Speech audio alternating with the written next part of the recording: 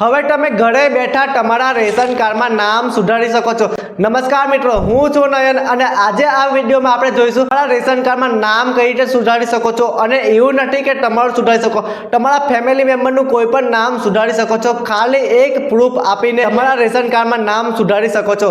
દોસ્તો, આજે આ વિડીયોમાં આપણે જોઈએ કે રેશન કાર્ડમાં નામ સુધારવા માટે ઘણી બધી રીત છે, પરંતુ હું તમને જે બતાવવા જઈ રહ્યો છું એ કરશો તો તમારું નામ આસાનીથી સુધરી જશે। કોઈ પણ એફિડેવિટ કરવાની જરૂર નથી, કારણ કે તમે મામલતદાર કચેરીએ જશો તો તમારું રેશન કાર્ડમાં જે પણ નામ સુધારવું હશે એના માટે તમારે એફિડેવિટ કરાવવાનું રહેશે। ત્યારબાદ ઘણા બધા ડોક્યુમેન્ટ આપવાના રહેશે, જેમ કે ration card, light bill, water card, ઘણા બધા ડોક્યુમેન્ટ આપવાના રહેશે। પરંતુ તમે તમારા ગામ પંચાયતમાં વીસી ઓપરેટર પાસે જશો, મતલબ કે વીસી ઓપરેટર એ ઓપરેટર હોય છે જે તમારા ગામમાં, તમારા ગામ પંચાયતમાં જે વીસી તરીકે કામ કરતો હોય, કોમ્પ્યુટર ઓપરેટર કામ કરતો હોય, એના પાસે તમારે જવાનું છે। હું ખુદ એક વીસી છું, હું ઘણા બધાના નામ સુધારું છું। એ પણ એક જ પ્રૂફ, ખાલી આધાર કાર્ડ જોઈશે અને તમારું નામ સુધરી જશે। કઈ રીતે સુધારવા માટે શું જોઈએ અને તમે કઈ રીતે સુધારી શકો, આગળ વધતા પહેલા આપણી ચેનલને એકવાર વિઝિટ જરૂર કરજો, ચેનલને સબસ્ક્રાઇબ કરજો।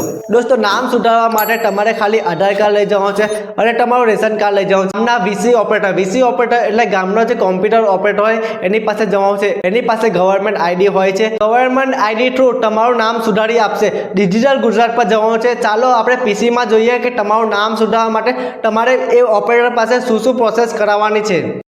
ગૂગલ ક્રોમમાં ડિજિટલ ગુજરાત સર્ચ કરવાનું છે। ડિજિટલ ગુજરાત વીસી ઓપરેટર પાસે તમારે સર્ચ કરવાનું રહેશે। પહેલી જે વેબસાઇટ આવે છે ડિજિટલ ગુજરાતની, એ વેબસાઇટ ઓપન કરવાની છે। અહીંયા તમારે લોગિન કરવા માટે લોગિન પર ટિક કરવાનું છે। વીસી ઓપરેટર ઓફિસ લોગિન પર ટિક કરશે અને એની આઈડી અને પાસવર્ડ નાખશે।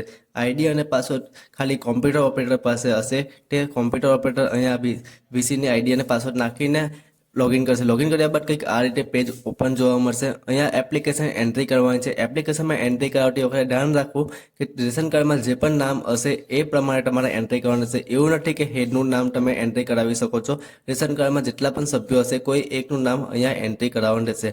એન્ટ્રી કરાવ્યા બાદ તમારે જે પણ સિલેક્ટ કરવું હોય, શ્રીમાન, શ્રીમતી, કુમારી, જે પણ સિલેક્ટ કરવું હોય તે અહીંયા સિલેક્ટ કરી શકો છો। અને અહીંયા રેશન કાર્ડમાં જે પણ સભ્યનું નામ સુધારવું છે એ સભ્યો અથવા તમારા જે પણ સભ્યો અંદર હોય એ બધાનું નામ અહીંયા લખી શકો છો। જરૂરી નથી કે હેડનું નામ લખવું, કોઈ પણ એકનું નામ લખી શકો છો। આ ખાલી એપ્લિકેશન કરવા માટેની એન્ટ્રી છે। ત્યારબાદ બીજી એન્ટ્રી કરવાની છે। અહીંયા આપણે નામ લખી દઈએ છીએ। ત્યારબાદ તમારે અહીંયા તમારું ડિસ્ટ્રિક્ટ સિલેક્ટ કરી દેવાનું છે। ડિસ્ટ્રિક્ટ ઓલરેડી સિલેક્ટ હશે, તમારે અહીંયા તમારું ગામ સિલેક્ટ કરી લેવાનું છે। ત્યાં મોબાઈલ નંબર અને એડ્રેસ નાખવાનું છે। સર્વિસ ટાઈપમાં જવાનું છે। અહીંયા તમારે રેશન કાર્ડ સિલેક્ટ કરવાનું છે। રેશન કાર્ડ તમે સિલેક્ટ કરશો તો સર્વિસમાં જઈને તમારે બધી એપ્લિકેશન જોવા મળશે। અહીંયા ડુપ્લિકેટ રેશન કાર્ડ, નામ સુધારો, નામ કમી કરવું, બધા જ ઓપ્શન અહીંયા જોવા મળશે। આપણે નામ સુધારો કરવો છે તો આપણે નામ સુધારા પર ટિક કરવાનું છે। ત્યારબાદ અહીંયા તમારે ડોક્યુમેન્ટમાં જોવો રેશન કાર્ડ નંબર એન્ટર કરવાનો છે અને વેરીફાઈ કરવાનો છે। જેટલા પણ સભ્યો હશે અહીંયા વેરીફાઈ કર્યા બાદ આવી જશે, ઓકે પર ટિક કરવાનો છે। ત્યારબાદ અહીંયા નીચે સેવ ઉપર ટિક કરવાનું છે। સેવ તમે જેવું કરશો તમારી એપ્લિકેશન સેવ થઈ જશે અને એક રિસિપ્ટ નીકળશે। કોમ્પ્યુટર ઓપરેટર તમને રિસિપ્ટ આપશે, એ રિસિપ્ટ તમારે સાચવી રાખવાની છે। અને ત્યારબાદ અહીંયા ડિટેલ એન્ટ્રીમાં જવાનું છે। ડિટેલ એન્ટ્રીમાં તમારે બધી ડિટેલ નાખવાની છે। એમાં તમારું મેઇન કામ છે, તમારે એમાં સુધારો કરી શકો છો। આપણે થોડું સ્ક્રોલ ડાઉન કરીએ અને અહીંયા સુધારો પર ટિક કરવાનું રહેશે। સુધારો પર ટિક કરીને બધી ડિટેલ નાખી શકો છો। અહીંયા એપ્લિકેશન નંબર સિલેક્ટ કરવાનો છે। એપ્લિકેશન નંબર સિલેક્ટ કરશો તો આગળ જે આપણે એપ્લિકેશન કરી હતી એની બધી ડિટેલ અહીંયા આવી જશે। અહીંયા શો પર ટિક કરવાનું છે અને જે પણ નામ હશે હેડનું તમારા રેશન કાર્ડમાં તે અહીંયા આવી જશે। અહીંયા પોતે સિલેક્ટ કરવાનું રહેશે। ત્યારબાદ બધી ડિટેલ અહીંયા જોઈ શકો છો। તમે એડ્રેસ પણ સુધારી શકો છો।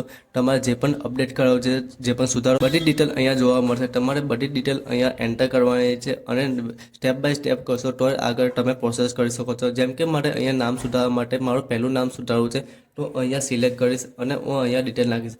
તમારે નામ સુધારવા માટે ગુજરાતી સિલેક્ટ કરવાનું છે, કારણ કે તમે ગુજરાતીમાં જે નામ ટાઈપ કરશો તે તમારા રેશન કાર્ડમાં આવશે। અહીંયા તમારે તમારી રીતે કોઈ પણ નામ લખી શકો છો। જરૂરી નથી કે આધાર કાર્ડ મુજબ લખી શકો છો, પણ ખાસ ધ્યાન રાખજો જ્યારે પણ તમે નામ સુધારો કરો ત્યારે તમારે ઇંગ્લિશમાં જે લખો તો ઇંગ્લિશમાં તમારે એઝ પર આધાર કાર્ડ નામ પ્રમાણે લખવાનું છે, પરંતુ ગુજરાતીમાં કોઈ પણ લખી શકો છો।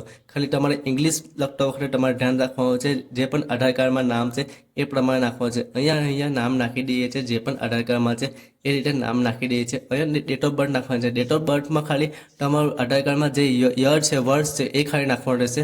ત્યારબાદ અહીંયા ટિક બોક્સ પર ટિક કરવાનું છે અને અહીંયા વેરીફાઈ આધાર પર ટિક કરવાનું છે. વેરીફાઈ આધાર પર ટિક કરશો તો યસનું ઓપ્શન આવું કમ્પલસરી છે. જો યસ ના આવે અને નો આવે તો તમારે કંઈ ના કંઈ ભૂલ છે તો એના પર ટિક કરવાનું રહેશે.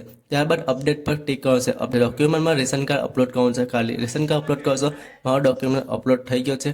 ત્યારબાદ અહીંયા સેવ પર ટિક કરવાનું રહેશે. બધી ડિટેલ નાખવાની છે. સેવ કર્યા બાદ તમારે અહીંયા સેવ એપ્લિકેશન થઈ ગઈ છે. હવે જેમ જેમ તમારે નામ સુધારવા છે, જેના નામ સુધાર છે, અહીંયા સિલેક્ટ કરીને આ રીતે પ્રોસેસ કરાવશો અને વેરીફાઈ કરવાનું છે. વેરીફાઈ વીસી ઓપરેટર કરી હશે અને આગળની પ્રોસેસમાં અપલોડ કરી હશે.